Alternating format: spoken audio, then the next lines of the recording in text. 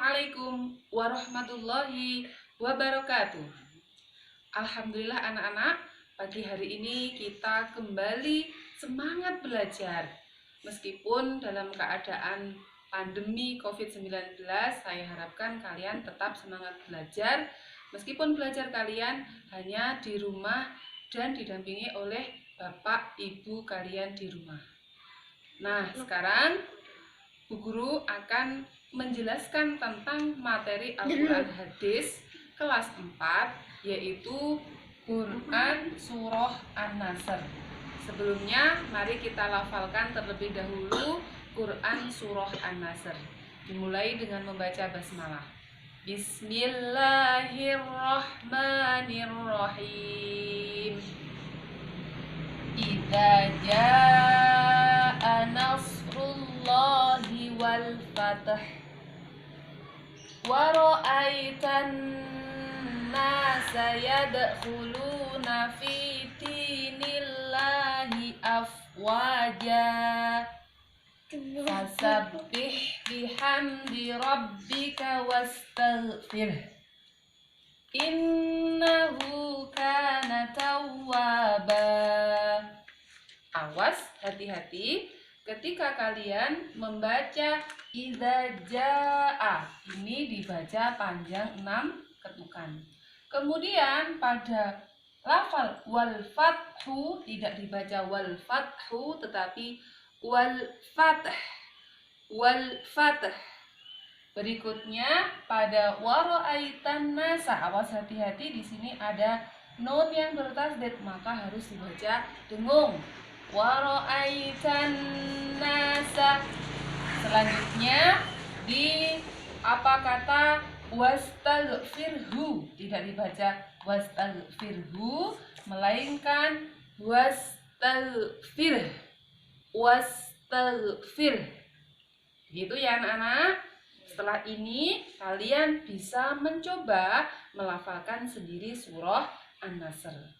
Selanjutnya, setelah kalian membaca surah An-Nasr, kalian membaca arti dari surah An-Nasr. Berikutnya, Bu Guru akan menjelaskan kandungan ayat dari surah An-Nasr. Surah An-Nasr terdiri dari 3 ayat. Surah An-Nasr turun di kota Makkah. Namun, surah An-Nasr termasuk surah Madaniyah. Mengapa dinamakan surah Madaniyah? Karena surah An-Nasr turun sesudah Nabi Muhammad hijrah dari Madinah. Surah An-Nasr ini terdapat pada urutan surah yang ke-110 dalam Al-Quran. An-Nasr sendiri artinya adalah pertolongan. Pertolongan siapa? Pertolongan dari Allah Subhanahu wa Ta'ala kepada Nabi Muhammad dan para kaumnya atau para muslimin pas pada waktu ketika terjadi peristiwa Fathu Makkah. Jadi surah An-Nasr ini turun berkaitan dengan peristiwa Fathu Makkah. Apa itu Fathu Makkah? Peristiwa Fathu Makkah adalah peristiwa terbukanya kembali kota Makkah. Terbuka dari apa? Terbuka dari penjajahan orang-orang kafir Quraisy yang pada waktu itu masih menduduki kota Mekah. Akhirnya Rasulullah dan para sahabat dengan sebelumnya ada beberapa kejadian, kemudian Allah memberi pertolongan kepada Nabi Muhammad untuk membuka kembali kota Mekah, untuk mengambil kembali kota Mekah menjadi kota yang kota Islami, kota yang mempunyai keyakinan atau para masyarakatnya untuk kembali menyembah Allah Subhanahu wa Ta'ala.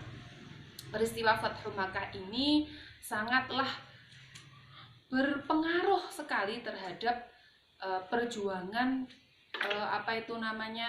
perjuangan ketika Rasulullah SAW menyebarkan agama Islam. Ketika peristiwa Fathu Makkah terjadi, masyarakat Makkah pada waktu itu berbondong-bondong masuk Islam.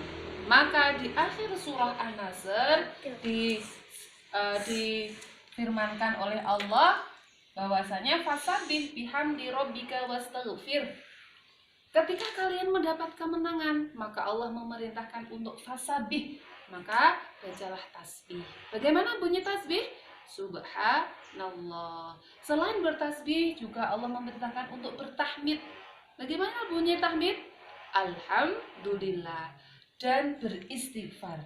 Bunyinya adalah Astaghfirullahaladzim. Jadi ketika kita mendapatkan kemenangan, Allah sudah memerintahkan bahwasanya kita diperintahkan untuk membaca tasbih, membaca tahmid, dan membaca istighfar.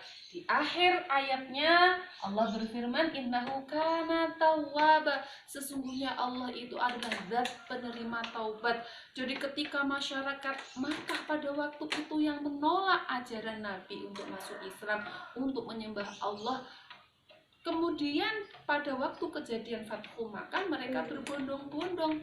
Sesungguhnya orang-orang yang sudah melakukan kesalahan tadi kemudian bertobat, insya Allah oleh Allah akan diterima taubatnya dan diakui sebagai umat Nabi Muhammad yang insya Allah nanti akan bersama-sama mendapatkan syafaat Rasulullah untuk masuk ke surga.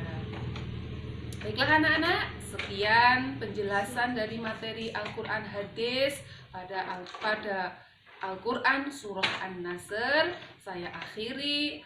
Assalamualaikum warahmatullahi wabarakatuh.